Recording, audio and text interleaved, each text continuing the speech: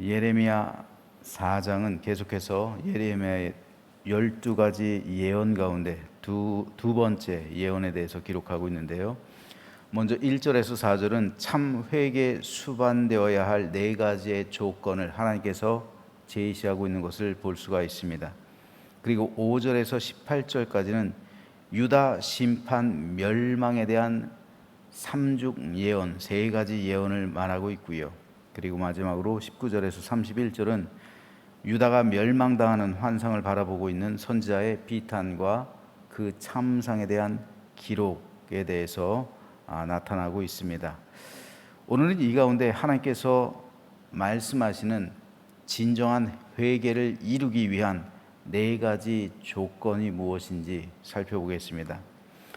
1절에서 4절에 보면은 4가지 조건이 나오고 있어요. 하나님께서 이스라엘 민족을 향해서 말씀하시는 진정한 회개는 이 4가지가 동반되어야 한다. 그런 면에서 오늘 우리들이 반드시 회개를 이루는데, 회개를 하는데 필요한 하나님께서 직접 말씀하시는 4가지 조건입니다. 첫 번째, 1절에 보면 가증한 나의 목전에서 가증한 것을 버리고 흔들리지 아니하며, 가증한 것을 버리고 흔들리지 말 것을 하나님께서는 요청하십니다. 여기서 가증한 것이란 내 삶에 있어서 하나님께서 싫어하시는 것이죠. 하나님께서 미워하시는 것, 하나님께서 가증스럽게 여기는 것, 이거를 버리는 것이 회개라는 거예요. 입술로 당연히 고백을 해야죠. 우리가 어린 자녀들 예를 들어서 꾸짖을 때 잘못했어요 말하고 옛날하고 똑같이 생활하면 그건 진짜 잘못한 게 아니죠. 혼나기 싫어서 말로만 잘못했다고 하는 거죠. 똑같은 겁니다. 하나님 앞에서 진짜 우리가 회개한다는 것은 하나님께서 싫어하는 걸 버리는 거예요. 하나님께서 가증스럽게 여기는 걸 버리는 겁니다. 하나님께서 우상을 소지하고 있다, 드라빔을 소지하고 있다, 이스라엘 백성들이 자기의 아세라상을 가지고 다니고 있다, 집에 모셔다 두고 있다, 바알 신상을 싫어하시잖아요. 하나님, 제가 바알 신 섬겼습니다, 용서해 주세요, 다시는 섬기지 않을게요. 말로만 하는 게 아니라 그걸 갖다 버리라는 겁니다.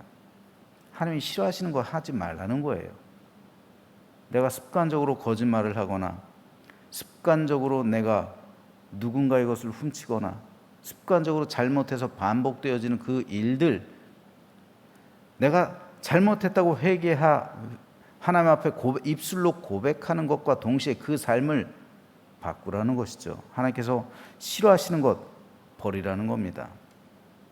그리고 버리기로 다짐했다면 흔들리지 말라는 거예요. 예를 들어서 다른 종교에서 이제 개종해서 교회에 처음 나오시는 분들이 있어요. 근데 마음이 흔들려요. 내가 교회 나와서 이렇게 안 좋은 일이 생기나? 그렇죠? 그런 말들을 많이 하죠. 상담하다 보면 그래요. 내가 불교에서 옮겼더니, 예를 들어서 내가 다른 무속신앙에서 이렇게 옮겼더니 이 안 좋은 일들이 자꾸 생긴다고. 그러면서 다시 돌아가는 경우가 있어요. 진짜로 회개를 하면 흔들리지 말아야 돼요. 내가 마음에 결단을 내렸으면 어떤 일이 생기든지 흔들리지 말아야 된다는 거예요. 이스라엘 민족이 그랬어요. 바알을 섬기고 아세라를 섬겼어요. 그런데 요시아가 종교개혁을 일으키잖아요. 이건 위로부터의 개혁이었잖아요. 그러니까 백성들은 어쩔 수 없이 따라간 거예요. 왕이 난리를 피우니까, 쉽게 말해서 백성들의 삶은 변하지 않았는데 왕이 종교개혁을 일으키니까 갑자기 아세라 신상, 바알 신상, 산당 다 제거해버리고 그냥 정화를 시키니까 백성들은 어쩔 수 없이 따라가는 거예요. 그런데 백성들이 살아가다 보니까 농사도 안 돼요. 뭐 일이 잘 안 풀려요. 그러니까 괜히 바알 신 버려서 이러나? 우리가 산당에서 제사할 땐 이런 일 없었는데, 산당에서 제사할 땐 비도 잘 오고 그랬는데, 이거 흔들리는 거죠, 백성들이. 회개는 가증한 것을 버리고, 그것을 버렸을 때 안 좋은 일이 생길 수가 있어요. 그것을 버렸을 때 예전으로 돌아가야 할 만한 유혹을 느낄 때가 있어요. 하나님께서 말씀하시는 거예요. 너희들 바알 버렸고 아세라 버렸어. 그런데 안 좋은 일이 생겨. 그러니까 내가 이 바알과 아세라를 버려서 일어나? 흔들리지 말라 말씀하시는 겁니다. 이것이 첫 번째 조건이고요. 두 번째는 2절에 보면 진실과 정의와 공의로 여호와의 삶을 두고 맹세하라는 것이죠. 진실과 정의와 공의로 살아갈 것을 다짐하라는 거예요. 이제 그리스도인이 되었으면, 하나님을 믿는 믿음의 백성이 되었으면, 내가 참으로 회개했다면 이제 하나님께서 원하시는 삶을 살아가기로 다짐하라는 거예요. 하나님께서 원하시는 삶, 진실, 정의와 공의를 행하는 삶, 즉 제사장 나라의 삶이잖아요. 구약에서는 제사장 나라의 삶을 살아가기로 다짐하라는 것이고, 신약에서는 하나님 나라의 삶을 살아가라는 겁니다. 하나님 나라의 삶, 즉 천국의 삶, 하나님께서 통치하시는 삶이죠. 하나님께서 주인된 삶, 하나님께서 다스리시는 삶, 하나님께서 책임져 주시는 삶, 하나님께서 이끄시는 삶, 하나님께서 주인된 삶을 살아가라는 겁니다. 그래서 그 나라의 삶을 살아가되 진실과 정의와 공의로서 이 세상을 살아가라는 것이고, 이웃을 대하라는 것이고, 사회에 영향을 미치라는 겁니다. 이것이 회개의 두 번째 조건이에요. 세 번째 조건은 묵은 땅을 갈고, 3절에 보면요, 묵은 땅을 갈고 가시덤불에 파종하지 말라는 거예요. 묵은 땅이란 옛 생활, 옛 삶, 옛 마음을 상징합니다. 다시 말해서 내가 회개했으면 예전에 가지고 있었던 습성들, 옛 습관들, 옛 생활, 옛 마음 다 지경하라는 거예요. 다 갈아엎으라는 겁니다. 삶의 혁명, 가치관의 혁명, 신앙의 혁명을, 개혁을 말하는 거예요. 개혁하라는 거예요. 다시 갈아엎으라는 겁니다. 그래서 가시덤불에 파종하지 말라는 거예요. 가시덤불은 바알과 아세라를 섬기던 삶, 우상 숭배의 삶을 의미해요. 근데 파종하다는 것은 씨를 뿌리는 거잖아요. 자꾸 거기에 마음을 주지 말라는 거예요. 옛생활에 마음을 주지 말라는 겁니다. 자꾸 거기에 씨를 뿌리지 말라는 거예요. 걷다 씨를 뿌리면은 씨가 자라나게 돼서 결국은 가시덤불에 막히잖아요. 가시덤불에 자꾸만 씨를 뿌리지 말라는 겁니다. 옛 생활, 옛 습관, 옛 삶의 모습에다 자꾸 마음 주지 말라는 거예요. 그리고 신앙의 개혁, 혁명을 이루어내라는 거예요. 삶의 혁명, 이것을 이루어내라. 즉 갈아엎으라는 거예요. 내 삶을 변화시키라는 것이죠. 그리고 네 번째로 마음 가죽을 베고 하나님께 속하라고 말하는 겁니다. 그냥 말로만 회개한다고 말하지 말고, 진짜로 너희가, 여러분 할례를 한번 행하면 그것이 평생 남아있잖아요. 할례 자국이 평생 남아있는 겁니다. 마찬가지로 네 마음 가죽을 베라는 겁니다. 그것이 평생 너에게 남아있게 하라는 것이죠. 스스로 마음 가죽을 베고 하나님께 속해라. 그래서 평생토록 하나님의 인도하심을 받고 하나님께 속한 사람이 되어서 하나님의 인도하심을 받으라는 겁니다. 그러므로 참된 회개에는 마음과 삶의 실제적이고도 근본적인 변화가 수반되어야 함을 하나님은 오늘 말씀하고 있는 겁니다. 이것이 하나님께서 우리를 향해 원하시는 참된 회개의 모습이에요. 이것을 사도 바울은 로마서 12장 2절에서 이렇게 잘 표현하고 있습니다. 너희는 이 세대를 본받지 말고 오직 마음을 새롭게 함으로 변화를 받아 하나님의 선하시고 기뻐하시고 온전하신 뜻이 무엇인지 분별하도록 하라. 이게 회개예요. 마음을 새롭게 하는 것, 변화를 받는 것, 이 세대를 따르지 않는 것, 그리고 하나님의 기쁨이 되는 것, 이게 회개입니다. 그러므로 우리 교회 표, 새 시대, 새 교회, 새 사명, 새 것이라는 것은 변화되었다는 거예요. 옛 것은 버린다는 겁니다. 개혁하자는 거죠. 시대를 개혁해가고 교회를 개혁해가고 사명을 새롭게 하자는 거예요. 이것이 오늘 우리 삶에 있어야 할 그런 진정한 회개의 모습이고, 이 변화가 있어야 참된 믿음에 이르게 되는 것이고, 이런 믿음이 있어야 하나님께서 기뻐하시는 겁니다.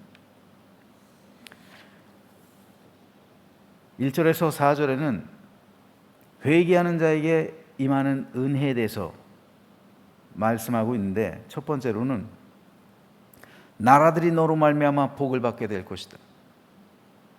즉 너희가 구원의 통로가 될 것이다. 다시 말해서 이스라엘 민족에게 하나님께서 주신 사명, 제사장 나라의 사명이잖아요. 너희는 내게 제사장이 되고, 너희 민족은 나에게 있어서, 너희 나라는 나에게 있어서 제사장 나라가 되고, 너희 민족은 나에게 있어서 제사장 민족이 될 것이다.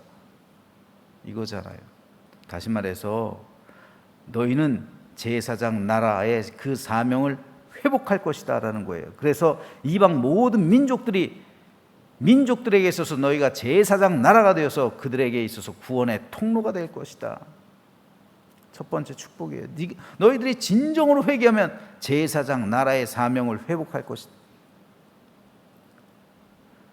창세기 26장 4절에 보면 하나님께서 이삭에게 주신 약속이 나와요.